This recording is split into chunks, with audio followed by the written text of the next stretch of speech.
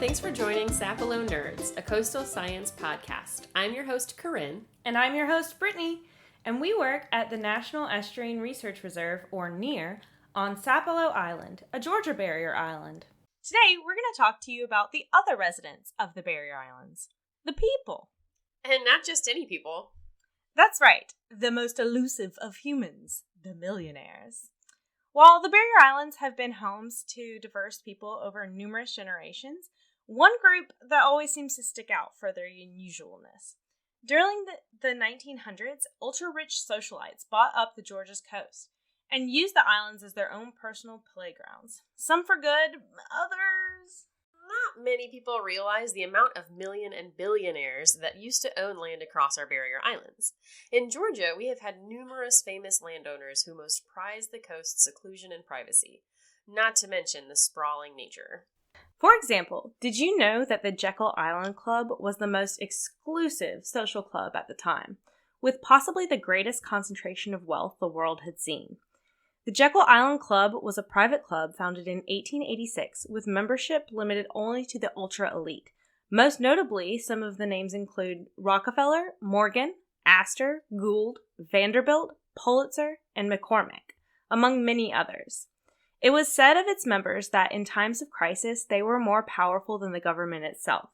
At least one government act originated on the island, the Federal Reserve Act, with J.P. Morgan considered the mastermind.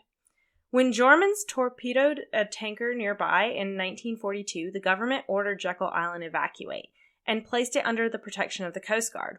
After this, along with the death of many of its members, and because of income taxes, Jekyll Island Club was closed. The club was designated a historic landmark in 1978 and reopened as a luxury resort in 1985. While you can still stay there for a few $100 a night, the old grandeur remains through the upper crust activities like historic tours, croquet, carriage rides, tennis, golf, airplane fly-ins, yacht docking, private beachfronts, horseback riding, and much more. It's hard to talk about local preservation amongst millionaires without mentioning Henry Ford. A lot of listeners will probably be surprised to hear that Henry Ford owned a large portion of the Bryan Neck region around Richmond Hill, Georgia. He originally purchased 70,000 acres from the land along the Ogeechee River. His 2,000-acre estate and mansion remains today at the Ford Field and River Club, a luxury private sporting community. There is also Ossabaw Island, located between St. Catherine's Island and Wausau Island on the coast. Ossabaw's Spanish Revival main house was built as the winter residence of Dr. Henry Norton Torrey. The entire 26,000 acres of Ossabaw Island in 1924 for only $150,000 after Greenwich burned. Dr. Torrey was a prominent Detroit physician whose wife, Nellie Ford Torrey, was the granddaughter of John Baptiste Ford, the founder of the Pittsburgh Plate Glass Company. Dr. Torrey died in 1945, and upon his wife's death in 1959, the island was inherited by their daughter, Eleanor Sandy Torrey West, and her late brother's heirs. But Sandy was the only one really interested in living there full-time, and it became her domain. The Torrey West family clearly was committed to conservation at Ossabaw. Spearheaded by Sandy, their philanthropic support was legendary in fostering connections between art and science at this island retreat. In 1961, Sandy and her husband Clifford West established the Ossabaw Island Foundation, which served as an artist colony from October until June each year. Sandy sold the island to the state of Georgia through the Nature Conservancy in 1978, retaining a life estate. She lived in the main house until 2016, at which time she moved to Savannah to an assisted living facility. She passed away at 108 years old. Although many people think of the millionaire era as a time of invading people and principles, these wealthy family, like the Torrey Wests, contributed greatly to the landscape of Georgia's coast today. It was during the 1970s when Georgia began enacting laws to protect our salt marsh and shoreline, which we have spoken about in previous episodes.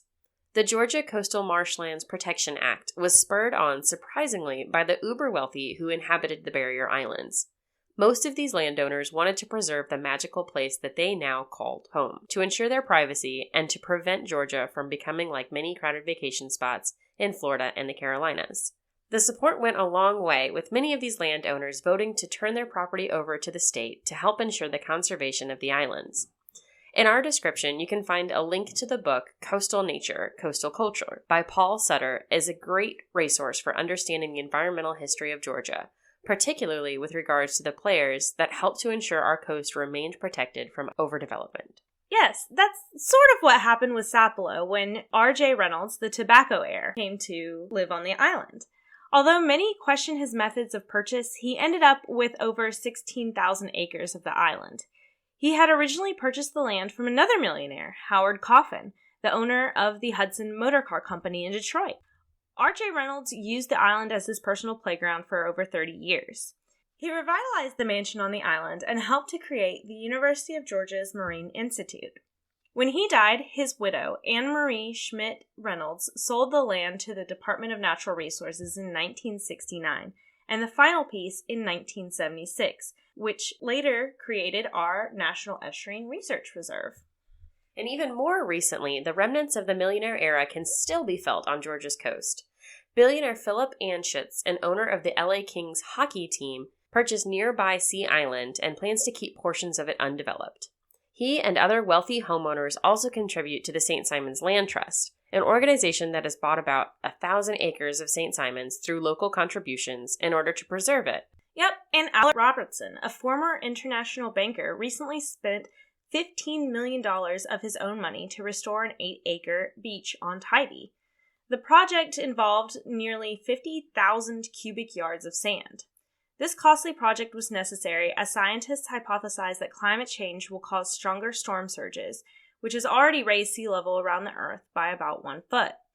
Robertson's restoration, which included 2 parking lots offshore, has been a surprisingly successful example of a public and private collaborative effort to ensure the protection of our coast. Well, it is hard to talk about millionaires on Georgia's coast without mentioning Cumberland Island. Of course, Cumberland Island is famous for the Carnegie Mansions, which are impressive places to visit. Have you been there? I have. I have been to all of the millionaire mansions we listened to today, and I have to say Cumberland is probably the most impressive. Well, the most beautiful. Most impressive is probably just the circus room at Sapelo's Reynolds Mansion, though I can't really call it beautiful. Oh, I agree. It's an interesting room for sure. But Cumberland's ruins and mansions are definitely my favorite to visit.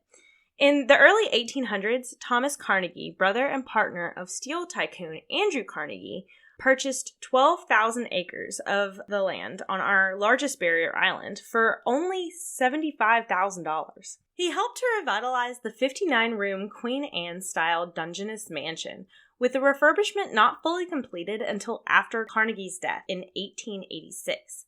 His wife Lucy continued to live at the mansion, while other illustrious mansions were established for her children, including Plum Orchard, the Grayfield Inn, and Stafford Plantation.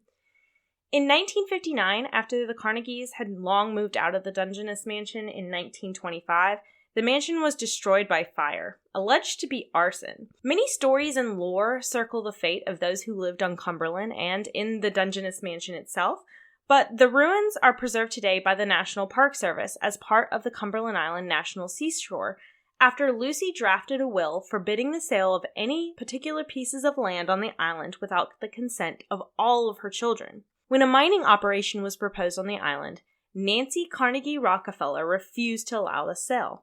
Rita Wright, Carnegie's granddaughter, also took a stand against developers and fought to keep the island pristine. To do this, she invited President Kennedy's Secretary of the Interior to tour the island, and the National Park Service became interested in the future of Cumberland. But that's not the only wealthy family on Cumberland, right? Nope. Today, the north end of the island belongs to the heirs of the Coca-Cola founder, Asa Candler. The Candler family employed a woman by the name of Carol Ruckteschell. The book Untamed, The Wildest Woman in America and the Fight for Cumberland Island goes into this story more about the person who convinced President Jimmy Carter to protect the Chattahoochee River after she took him on a canoe trip to show him the pollution pouring into it. Which brings us to our listener question from Beth in Chatham County. What can we do to help protect our rivers, which lead into our estuaries? There are many different paths to take when it comes to clean water and promoting good water quality on our coast. As Beth stated, the estuaries are where the rivers meet the sea, and it all starts with rivers, creeks, and streams across Georgia. A small amount of pollution can have a lasting effect on the entire watershed, and problems inland can quickly affect our coast. Installing microplastic catchment systems on your washing machine is a great way to reduce plastic pollution. Conducting local cleanups and participating in your local Keep America Beautiful campaigns can make a big difference to our water quality. Check out the link in our description to learn more. Pollution prevention means eliminating or reducing the amount of toxic and potentially harmful substances at their sources, not using harmful pesticides and herbicides on your yard, which can then run off into waterways after rain, is a great way to help fight against pollution that leads to our oceans. Which reminds me, Brittany, what did one ocean say to the other ocean? Uh-oh, what? Nothing. It just waved. Okay. You know I love a good water joke. Wastewater jokes aren't my absolute favorite, but they're a solid number 2. For more information about any of the topics we covered today, or to submit your question that may be featured in our upcoming episodes, please email us at signer.socials@gmail.com. That's SINERR.socials@gmail.com. Thank you for listening to Sapelo Nerds, a coastal science podcast brought to you by the Sapelo Island National Estuarine Research Reserve. Please check back for more episodes released on the 1st and the 15th of each month. And that's the Sapelo Sound.